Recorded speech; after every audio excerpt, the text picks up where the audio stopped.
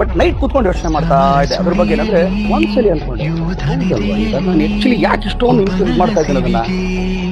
ಇವತ್ತು ದೊಡ್ಡದಾಗಿದೆಯಲ್ಲ, ಒಂದು ವಾರ ಬಿಡಲ್ಲ. ಆಕ್ಚುಲಿ ಅದು ಬಂದಿದ್ದ ತಾಟ್ ನನ್ಗದು, ಒಂದು ವಾರ ಬಿಡ ನೋಡೋಣ ಇದನ್ನ. ಇವತ್ತು ಪ್ರಾಬ್ಲಮ್ ಇಷ್ಟು ದೊಡ್ಡದಿರುತ್ತೆ, ನಾಳೆಗೆ ಇಷ್ಟ ಆಗುತ್ತೆ, ಇಷ್ಟು ಬರುತ್ತೆ, ಇಷ್ಟಾಗಿ ಲಾಸ್ಟ್ ದಿನಕ್ಕೆ ಇಷ್ಟೇ ಇಷ್ಟ. ಅವನು ಹೆಂಗಿರ್ಬೇಕು ಹಂಗೆ ಇದ್ಬಿಡ್ತಾನೆ. ಇಲ್ಲಿ ನಾನು ಈ ಥರ ರಿಯಾಕ್ಟ್ ಮಾಡಬೇಕು ಓ ಇಲ್ಲ ನಾನು ಹಿಂಗೆ ರಿಯಾಕ್ಟ್ ಆದರೆ ಹಂಗಾಗುತ್ತೆ, ಓ ಅದಾದ್ರೆ ಹಂಗೆ ಅಷ್ಟೆಲ್ಲ ಯೋಚನೆ ಮಾಡಲ್ಲ. ಇಲ್ಲೇನು ನಡೆಯುತ್ತೆ ಅದೇ ಏಕ್ ಮಾರ್ದು ಕೂಡ ಥರನೇ ಮೊದಲಿಂದನೂ ಅವ್ನು ಹಂಗೆ ಇರೋದು, ಹಾಗೇ ಇರ್ತಾನೆ ಅಷ್ಟೇ. ಪ್ರಾಬ್ಲಮ್ಸು ಅವ್ನು ಫೇಸ್ ಮಾಡೋ ರೀತಿ ಬೇರೆ ಅದು. ಅದ್ರ ಪಾರ್ಟ್ ಮತ್ತು ಎಲ್ಲ ಪ್ರಾಬ್ಲಮ್ಸು ಸ್ವಲ್ಪ ಟೈಮ್ ಕೊಟ್ಟರೆ ಅದ್ರವರೆಗೆ ಅದೇ ಸಾಲ್ವ್ ಆಗ್ಬಿಡುತ್ತೆ. ನಾವೇನು ಎಫರ್ಟ್ ಆಗಬೇಕಾಗಿಲ್ಲ.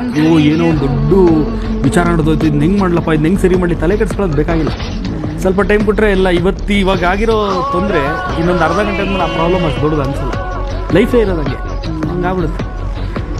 ಮತ್ತೆ ಅವನ ಲೈಫಲ್ಲಿ ತುಂಬ ಅಪ್ಸ್ ಆ್ಯಂಡ್ ಡೌನ್ಸ್ ನೋಡ್ಬಿಟ್ಟಿದ್ದಾನೆ, ತುಂಬ ಕಷ್ಟ ಅನ್ಬೋಟ್ಬಿಟ್ಟಿದ್ದಾನೆ. ಬಸ್ ಸ್ಟಾಪಲ್ಲೆಲ್ಲ ಮಲಗಿರೋದೆಲ್ಲ ಇದೆ. ಸೊ ಆ ಎಕ್ಸ್ಟ್ರೀಮ್ ಎಲ್ಲ ನೋಡಿದ್ರಿಗೆ ಇನ್ನು ಯಾವುದು ಎಕ್ಸ್ಟ್ರೀಮ್ ಇರಲ್ಲ, ಅದಕ್ಕಿಂತ ದೊಡ್ಡ ಎಕ್ಸ್ಟ್ರೀಮ್ ಯಾವುದೂ ಇರಲ್ಲ ಅನ್ಸುತ್ತೆ.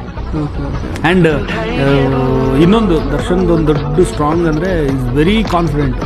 ನನ್ನ ಲೈಫ್ನ ಝೀರೋಯಿಂದ ಸ್ಟಾರ್ಟ್ ಮಾಡಿದೆ, ತಿರ್ಗಾ ಝೀರೋಯಿಂದ ತಿರ್ಗಾ ಸ್ಟಾರ್ಟ್ ಮಾಡೋಕ್ಕೆ ನನಗೆ